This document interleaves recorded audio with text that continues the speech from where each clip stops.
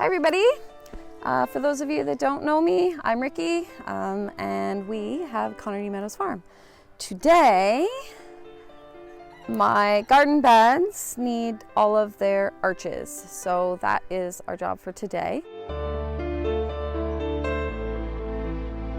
So we have two kind of arches that we're going to put in here. The first is actually just going to be a horizontal trellis, and that's going to be for our tomatoes. Apparently the cat has decided rolling around in my straw is a good idea. And then on the ends here, we're putting arches. There are two kinds of panels that you can use for nice strong arches. The one that you'll see the most of is a Cattle Panel Trellis.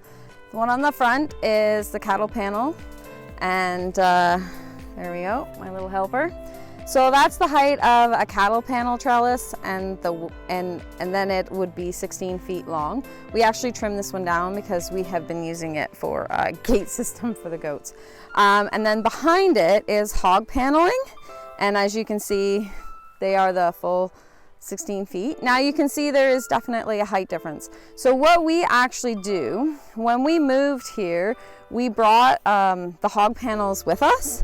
So what we have done is you will see us put up two hog panels instead of just one cattle panel. It actually gives me a little more arch space, and it utilizes something that we already have on the property, so I didn't need to go out and buy anything else.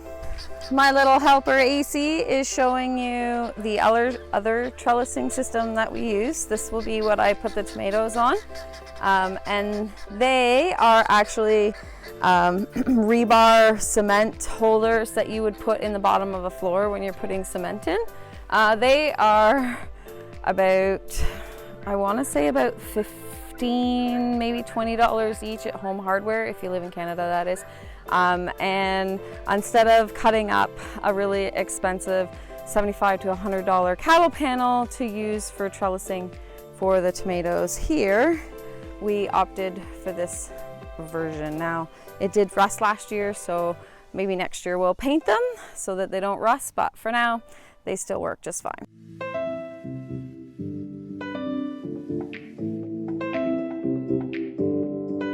So we have our trellises in place.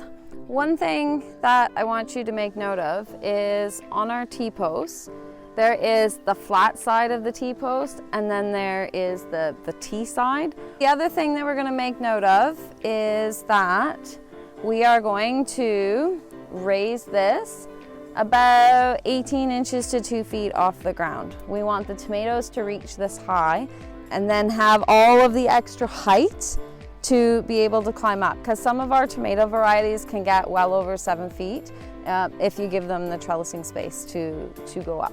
So that's why we try to raise it off the ground as much as we can.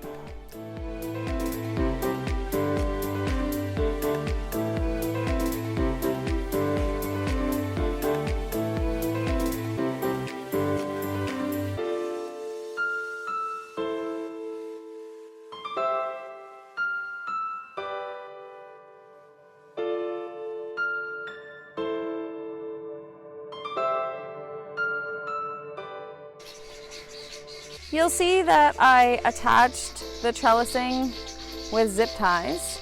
I will come back later and I'll snip all the zip ties down. Some of them I used a double zip tie and went opposite directions just to give it a little more strength. I use zip ties because they're quick, they're easy. I could use binder twine, but taking the time to tie it all when I do most of the work myself is a little bit of a challenge, so the zip ties are easiest. And then this little trellis that you saw me put in on the end, I have some peas planted down here, and they're gonna climb up this trellising. All right, so I'm going to head on and finish the other 4 beds, and then I will have to call in help to do the arch trellising, because that is definitely a 2-person job.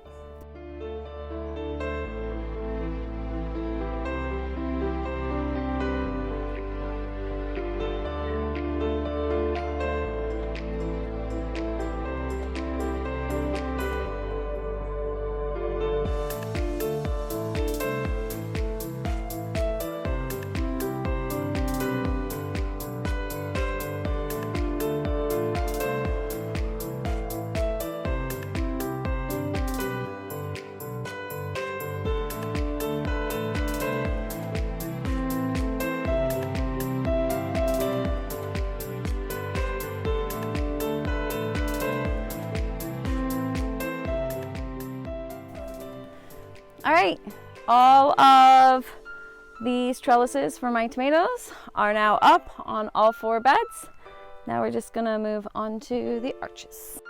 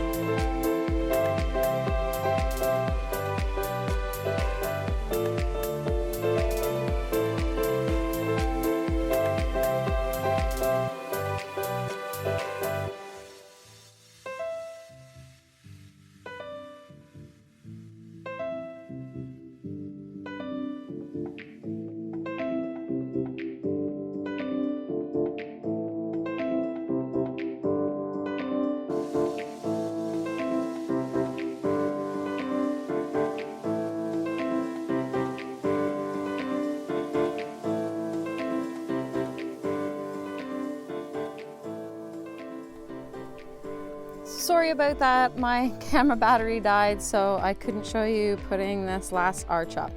The big thing that you need to remember when putting the arches up is to have someone come and wedge this side in place while the other person walks a distance and then arches up to get it down into place.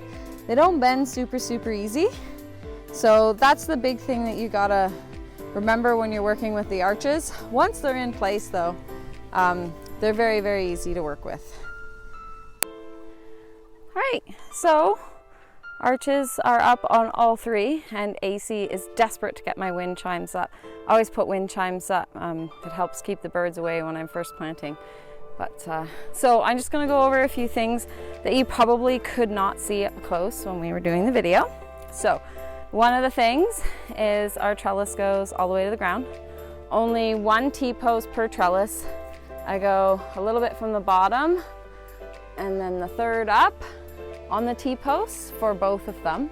And then here in the middle where my 2 panels join, and I don't know if you can see, they get smaller as we go along. This does not happen so severely with the cattle panels, but it does with the hog panels. So I put the smaller bits in the middle, and then I just make sure that when I'm planting my seeds down below here, I'm just gonna keep my same distance. So for here, I'd go plant here, and then I'd plant here, and then I'd plant one in the middle going up both of them, and here, and then another one here, and here, and here, and at the end. So the other thing we do is I join the 2 middle pieces together to make sure that they don't come apart. And so that is my full length of my panel.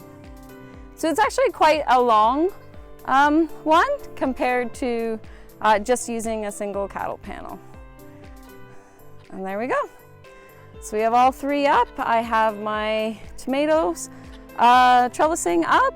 I have my pea trellising. That's that little one that I did there at the end. And then those other square ones that I have on the end there are also for the peas. And we are ready for the plants to grow. Just to show you, I don't know if you can see these very well, but so we have the tomato trellising here and then the arching here. And that's what it looks like. My good little helper, AC. Thanks for hanging out with us today. Till next time, see ya.